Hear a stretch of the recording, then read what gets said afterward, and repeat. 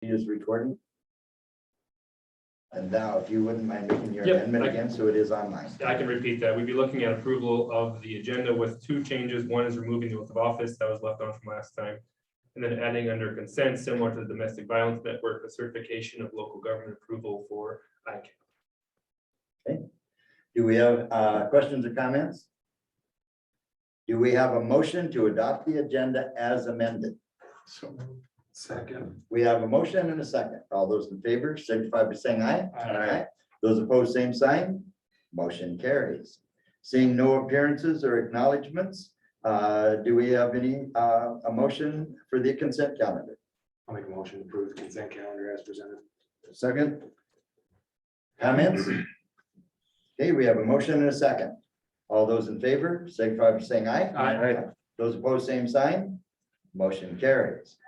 Under new business, number one, adopt resolution number 2022-24, temporarily waive building permit fees related to storm damages. And Jameson, do you want to address that?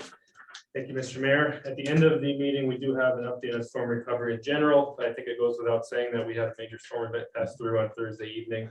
One of the actions we're looking at taking to help with the recovery efforts is to waive building permit fees for construction related to the storm damage. We'd be keeping fees on anything that's unrelated to the storm, but for residences or businesses that had damage and need to take out building permits to address that, we'll be waiving the fees. This was done similarly after the 2019 flood event, and it's written very similar. In this case, residents would have until August 18th of this year to take out a building permit to have the fee waived, although it does allow the building official to extend that authority up to a year to August 18th of 2023. As we can imagine, some residences and businesses are going to take more time to put together plans and work for their repairs. And again, permits will still be required, so that Yes. people know that they, they come in, and that's how we keep track of, what's going on in town. So, questions or comments? Seeing none, do we have a motion? So moved.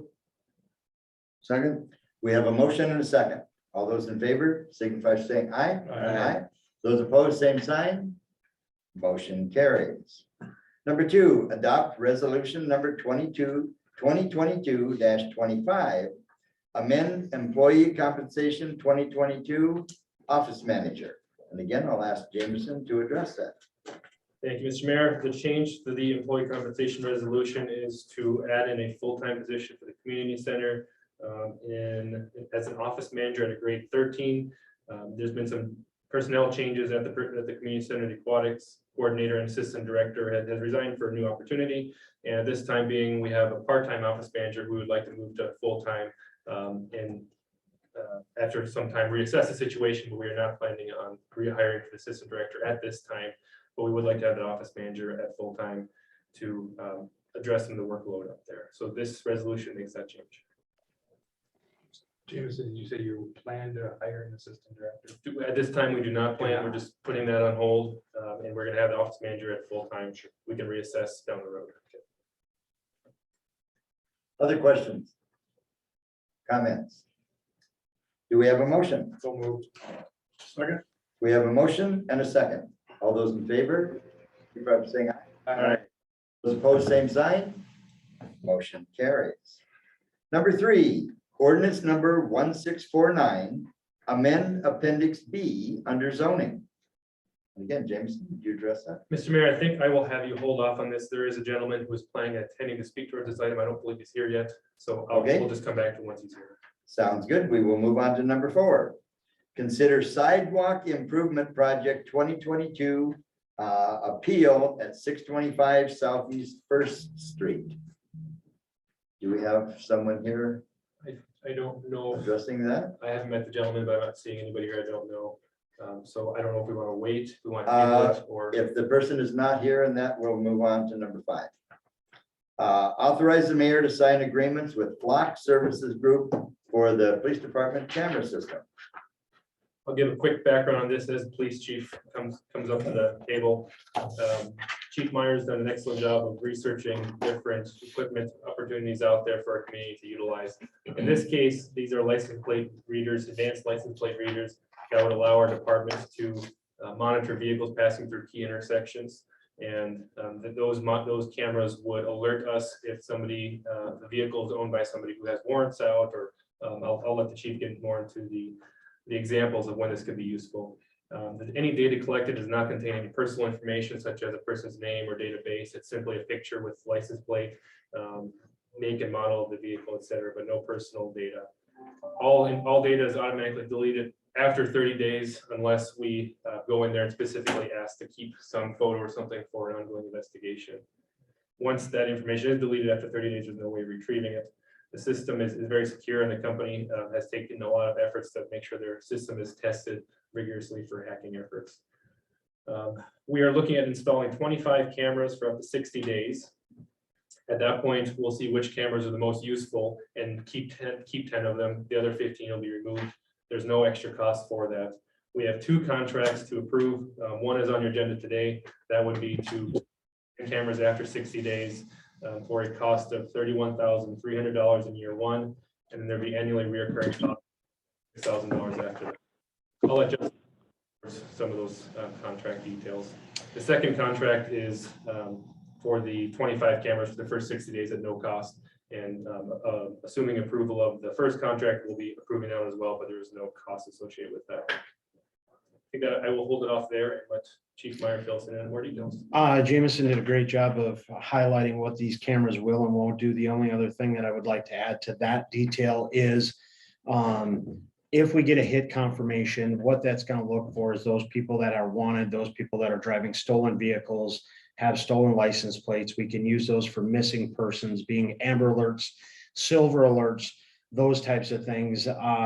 And so when we get an alert from that system, we, as per policy, will have to go and visually verify that that plate is in fact the one that's on the system as a hot list. So we will not be conducting a stop until we've been able to visually verify that. We run it ourselves to make sure that it is still in fact within the system. And at that time and only that time is when we will take enforcement action. So as Jameson stated in the contract, you'll see that the cameras are listed at $2,500 per camera per year. And then we have what's called a Falcon Flex, which is $3,000 at 2 of those. And what that allows us to do is if we want to be able to move a camera in a quick manner to help take care of an issue, if we have a number of crimes that are popping up in a particular neighborhood, we can go and take that camera down, put it back up and get it redeployed within an hour or less, versus these ones that are fixed. We would have to call the company would then have to send a technician up and then deploy that technician, and that may take a couple, 3 days. So it just gives us a little bit of flexibility to move those around as we want. So, and then there is an installation fee initially at $350 per camera for those for 8. And then we have some advanced search features which just allow us to search for maybe if we don't have a plate number, but make and model, color of a vehicle. If we know that we have a gas drive off that somebody was driving a red Ford pickup, we can go back and look over the last 30 minutes for a red Ford pickup, and it'll take our suspect list from probably 1,000 vehicles down to maybe 15 or 20. So it's going to save us a lot of man hours compared to what we are currently doing now with tracking down video footage from area businesses. And so with that savings, I think that alone, along with some greater technology here, I think it's a win for our community. That's why we have this technology reserve, is to try these things, be a little bit innovative, and hopefully provide a safer community for our residents. Justin, can you speak towards what happens if a camera is damaged and what happens when the software gets outdated? Flock is the one that will continuously update software. As long as it's not one of our employees that causes damage to a camera. If it would have been blown over in the latest storm, if a pole gets hit by a car and the camera is damaged, Flock will come and replace that camera for us at no cost. We are liable if one of our employees is in the process of moving camera and it drops and it shatters in 1,000 pieces. Obviously, we're responsible for that and would need to replace it. And Justin, would you also remind people, we did have an open house in that for people to come to City Hall, and we've also, talked about it on the radio and in the newspaper and that, so hopefully in that people have been informed in that and are aware of what's going on, so. Yeah, we've tried to. Yep, we've done all that, and so, if they have any questions, they can still give us a call. Absolutely. We've tried to be upfront and forthcoming with anything we're doing here. We're not trying to pull the shade over anybody's eyes. We want to make sure that they know what we're doing, what these things do, what they don't do. There's a lot of misconceptions out there. And so I think, we did a press release to announce it. A few days later, we held a community meeting to invite people in. And we had probably about a dozen residents, I believe, that showed up for that. And for the most part, it was a positive feedback. So I think, we have pros and cons on this from both sides, and I understand that and I get that. But for the most part, what we've gotten back from our community has been positive. Anything else? No other comments for me. Questions or comments? I think it's awesome. I think it deters people from coming to this community and stealing and whatever else goes on. And I guess I'm extremely supportive. We need to get some of the crime out, and maybe that's what deters some of that. And on this particular topic, I'm going to ask if there's anybody in the audience that would like to come to the desk and ask any questions. Okay. With that, no other questions or comments? Do we have a motion to approve? Make a motion to authorize the mayor to sign agreements with Fox Services Group for PD camera systems. Second.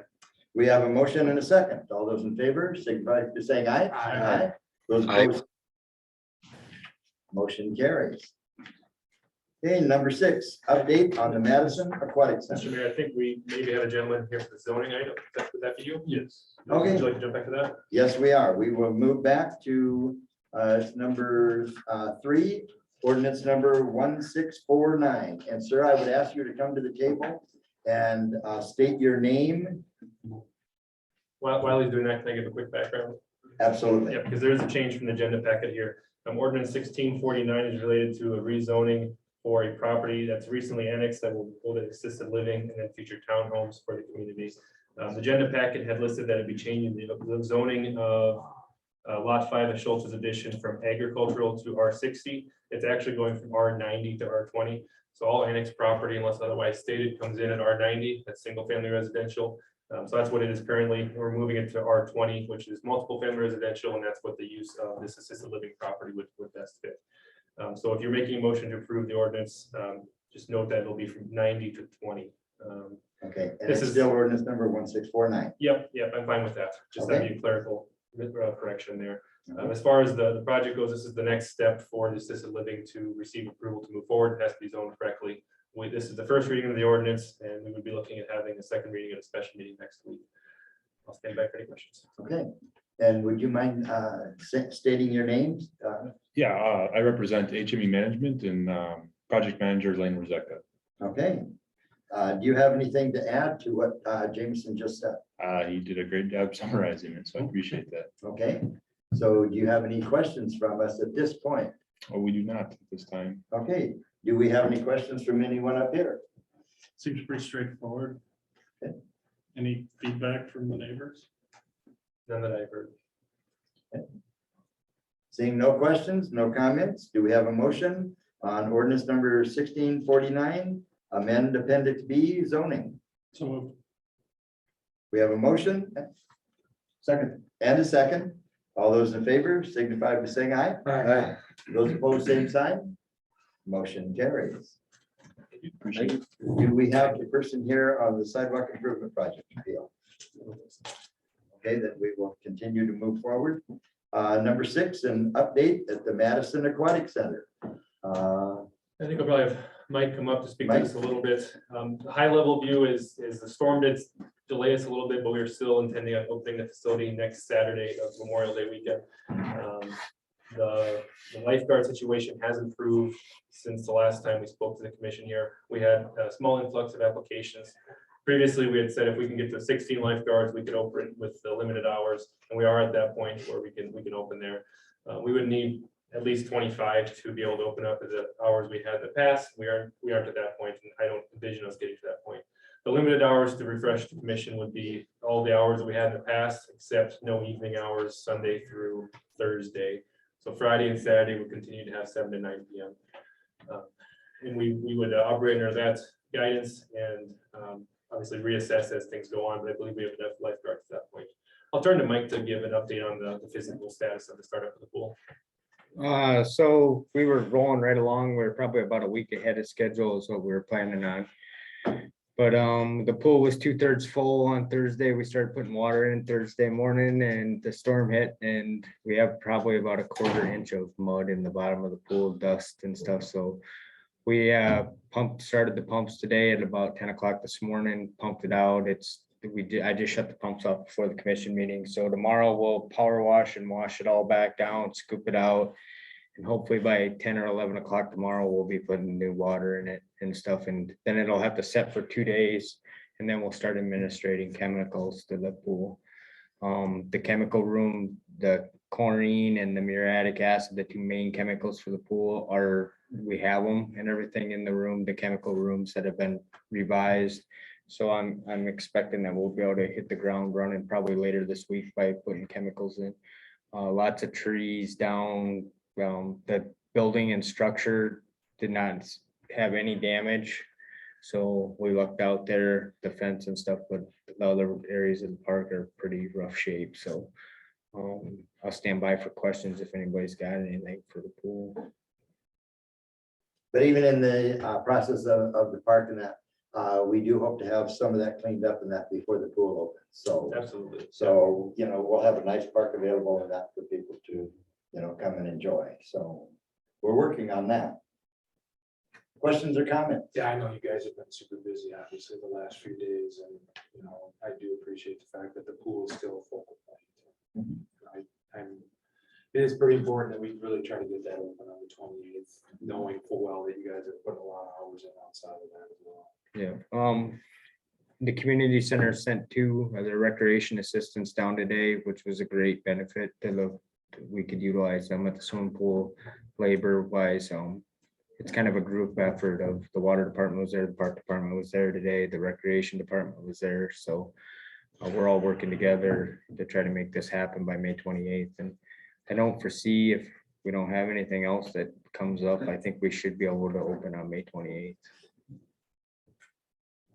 And let us know. Yeah. The morning when you come down. I appreciate that. I got your number too. So.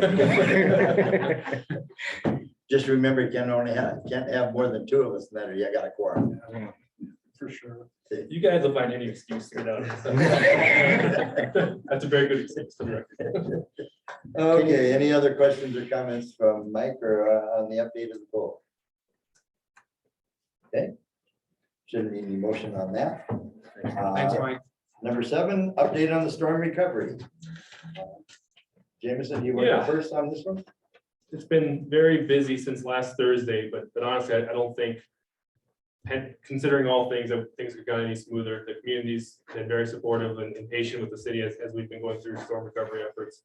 I want to give specific shout outs at the risk of missing people, because I'm going to keep it to just a couple at this point. One to Chief Meyer for running the EOC. It's not an easy job, and he did a great job of coordinating everybody in that emergency situation. And secondly would be the electric crew as well. They worked through the first night and did a great job of getting everybody back online.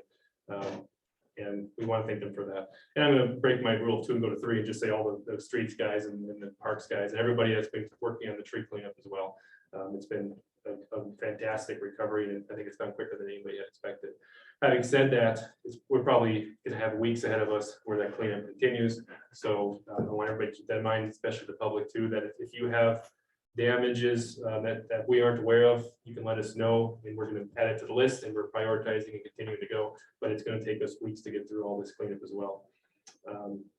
I asked our public works and electric staff to give me some points to go through, so I'll start with electric. Most recently, they got everybody, all the residential on power, I believe, as of Friday night. That's all right, Brad? And then today, the last customer that's out of power was Nisley Funeral Home, is that? Kinsley? Kinsley Funeral Home, they were powered back up today, and I believe that's everybody now. So they're gonna be working on the loop line that goes from Players Casino up to Northeast 9th Street. That's gonna take the rest of the week to complete. That's a pretty difficult area, but they're gonna be working on that. They'll also be then straightening and inspecting all line poles. And then there's a tree in a line on the loop line on Maplewood Drive. So those are some of their first priorities, and they can continue to assess customer needs as they arise. So if you have a street light that's out in front of your house, or if your meter and the siding's coming off the side of your house, please call that in and you can let us know. Just understand that it's not gonna be the first thing to get to either. Some street lights might be out for a couple weeks yet, but they do want to hear about anything that is out. On the cleanup side, crews are working in a north-south or east-west direction for pickup. They kind of focus in the northwest quadrant of the town, working their way around. If you notice in your neighborhood, but they haven't come down your street yet, please be patient. We are going to get to everyone. If trees get put out after we've already been through, we're gonna be making multiple loops around town, so just be patient, we're gonna be getting through it. I also would want to take specific care to ask people to try to give our crew some room to work. And if you are just passing through the area and you see them working, go around the block, make it easier for everybody. Please do not park in front or near debris piles. Our large equipment needs space to operate. And if we're coming down that street, then we won't be able to get to those trees. The Public Works Office number is 256-7513. Option 5 would be the best place to call to report any tree branches that might be an immediate safety issue that we would need to address. Please do not call the office to simply be added to the list of tree removal. All piles of tree and storm debris will be removed in due time. Damaged boulevard trees will be trimmed and removed by city personnel, with stumping to be done at a later date. As far as the restricted use site, we want all construction debris taken out there. That's 2 miles west of Junius and another ½ mile north. The address is 23-241 446th Avenue. All construction debris needs to be out there. We're also taking tree debris out there. We want them separated out. They need to be separated. If we're expecting a possible FEMA declaration, disaster declaration, we need not only the trees to be separated, but we need city trees separated from county trees, because they're actually going to have to in some way quantify that, whether it's weighing or something like that. It's something we have to work through with FEMA. So lots of separation to be done there. The restricted use site will be open all this week from 9 to noon, and again from 1 to 4. It'll be closed over that noon hour. So that'd be from May 16th to May 21st. We'll be reviewing those hours each week as we continue. Tree debris can be taken out there. It can also be taken out to our yard waste site on 456th Avenue, which is just north of the wastewater treatment plant. That's open 24/7 for city and county residents to drop off at this time. Heavy equipment is being used to pick up piles. This equipment may cause damage to lawns along the boulevards. It's unintentional, but it's also unpreventable. And we could clean up all the trees and all the construction debris and try to go back and fix it all, but we'd be working at this for all year. So we're just gonna have to ask residents to try to put some attention to their boulevards if they do have some ruts there. If everybody can take care of the street in front of their house, it's gonna make the job a lot easier for everyone. And then lastly, just please continue watching our public works and our municipal utilities Facebook and Twitter accounts for regular updates. It's not a second citywide cleanup. Right. Trees. It's not a second citywide cleanup. We're only doing trees and building materials. Yep. And metal has to be separated from the wood products in the building materials. Yeah, that's a good point. So we're gonna do trees first and then come back for debris from the storm as far as construction materials. If you had old appliances or something that you just forgot to put out for the last cleanup, we're not coming back to pick that stuff up. We're focusing on storm debris. Well, that's a lot of information, but Gary, do you have anything else to add? Kind of sums it up, I guess. Just ask for patience. It's going to take a while. We did put a pretty good dent in it today, but I would say we'd be looking pretty good by the end of the week if all goes well. So we did have to seal up our shed. The building took 4 out of the 5 doors down, so we got that sealed back up again. So I just ask for patience. It's gonna take a while. But And if you have damage in that to your homes and that you have not reported to 211, please do so. They are keeping track of the calls in, for damages done to people's personal homes, and that will be included in our FEMA reports and that, on damage done in Madison. Anything else, Jerry? yeah, we're not doing much cutting right now. We're just getting all the piles that we can, so we'll be back again. Make another lap, and there might be some cutting involved, but right now we're just focusing on getting as much out as we can. So, and like I said, we'll start with trees and then eventually we'll go to the storm damage. And that, you want to try to keep as much wood and metal separated as much as possible. But I know it's gonna be impossible to get it all, but just ask that we do what we can, so speed things along. And then a big thing to keep that separated from the wood, because we can't have any processed wood in the trees because they can't grind it then. So kind of any plywood or anything like that, or painted wood has got to be separated And treated wood. and treated. Yeah. Questions? I'm just gonna jump in. I just have 2 things. I just want to make sure that I thank all of you that worked that night. Phenomenal job, in my opinion. I mean, you guys got roads cleaned out and I was out and around helping whoever I could. But it was amazing how fast we got roads, at least stuff out of the way so we could move. And that's a ton of work, so I know that. So thank you very much for those, the electric department and everybody else that was running equipment. And I think the biggest thing that comes out of this is you see what kind of a community we truly live in. And the number of people that were out running around town trying to help everybody. And we live in a very, very unique community that really does care about each other. And I think that goes out to everybody that is involved. So thank you. Can I say one thing? The parks, we opened Brockman Park up today, the sports complex to play for sports. Thuy complex, the softball diamonds, the 3 softball diamonds on South Eaton had significant damage. We're not opening that park up because we haven't evaluated the safety concerns and everything else.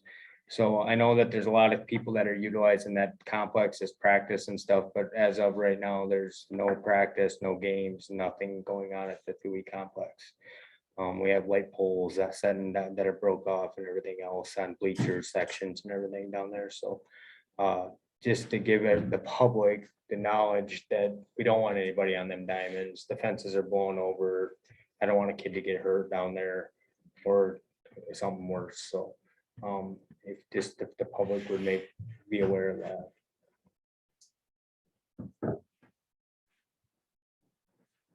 Any other questions or comments? Anyone from the audience that has any questions?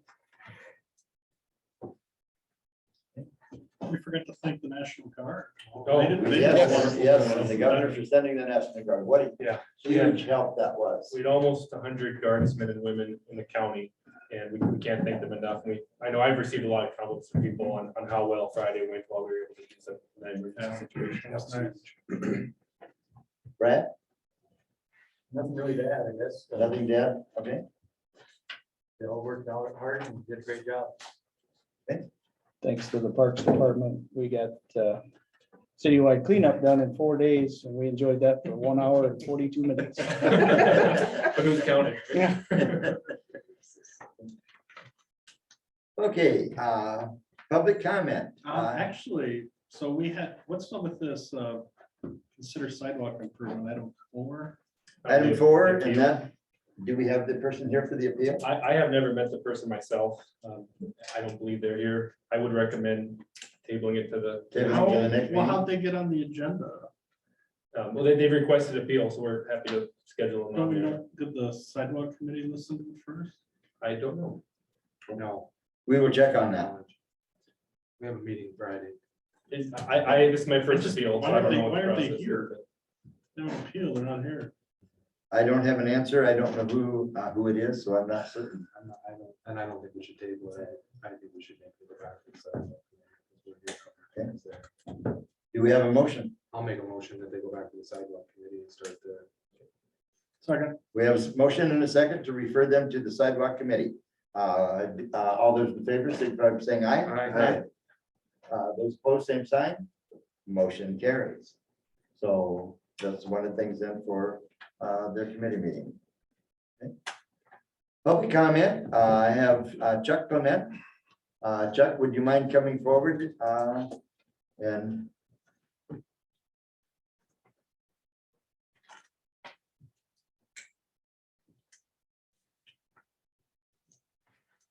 No, this subject deals with the storm damage from last week. okay, And I wanted to bring up, in case city personnel weren't aware of it, near the intersection of South 10th Street and Makenda Avenue, across from the hospital. There's a street lamp that was toppled over by the storm. And the top end of the street lamp is sticking out into the avenue by about 3 feet. okay, And unfortunately, that's on the west side. No, yeah, on the west side of the avenue. And directly across on the east side of the avenue, there's a toppled over trailer yes. from the realty company. And so that narrows the driving lane for that avenue. And it's just a possible traffic hazard for motorists. And so I wanted to make you folks aware of that in case you weren't. Thank you. Thank you. And Representative John Mills. Evening. I thought I'd have to sit there longer than that. So I'm State Representative John Mills, serving for the last 6 years representing District 4, which is Brookings County, Dual, Grant, and Cottington. But with redistricting and where I live, south of Volga on a farm, I'm running for re-election in District 8. And so I'm doing my best to try to get around and meet as many people as I can and introduce myself. I did have opportunity to meet Commissioner Dibdahl and your city administrator out in Pier this last session. And we had a good time talking about Dibdahl Motors from Brookings, which was there when I was a kid growing up in Brookings. So it always feels to me like South Dakota is really just one big small town. And I've been, like I say, privileged to serve in the legislature and hoping to serve again. I don't need to take up a lot of your time. I'm here if there's a question. I'll leave a business card for each of the commissioners with my cell phone on it. If you'd like to get a hold of me, I'll put a few extras over here for anybody in the audience that might want one as well. And just let you know that I'm here and hoping to be elected. And if so, then you'll see more of me. So. Well, and thank you for being present. You know, there isn't any action that we can take, but thank you for being here and good luck on your future endeavor there. Thank you very much. Any other questions? I'm the only thing standing between you and a beautiful night. You know, I was sitting there thinking that 4 nights ago, I wouldn't have felt this way, but tonight I actually feel like it's good to be at a meeting instead of hunkered down in the basement. Like I was 4 nights ago. So I saw a few scratches on Jameson's arm. I know he's been picking up branches and we've all been running chainsaws and doing all kinds of stuff. It's either that or he has a key. No cats in this house. Well, thank you Again, all. thank you for coming. Thank you. Okay, seeing no more on the public comment, we'll move on to announcements. The next meeting will be a special meeting, May 23rd at 5:30 p.m. I got your number, yeah. And then also on number 2, board vacancies. We have a vacancy on the library board, the park board, and the alternate position on the planning commission. So And with that, do we have a motion to go into executive session? So moved. We have one more announcement. Oh, one more announcement, Paul's on it. okay. Just a recent change for our credit card fee process. Yes, as last year you guys passed that 3% credit card fee. So that the people using their credit cards are paying the fee as opposed to the city paying it and the taxpayers paying it. It went into effect May 6th. Just one other thing, we remind the public how much the city was paying That's what I each thought. year. Thank you. 78,000 a year Yes. in credit card processing fees. Thank you. Grab that checkbook, everybody. Yes. Yes, That's all I had. Thank you. okay. With that, do we have a motion to I'll go make into a motion. executive session? Yep. Okay, we have a motion and a second. All those in favor signify by saying aye. Aye. Those opposed, same sign. Okay, we are in executive session. So thank you, everyone, for attending.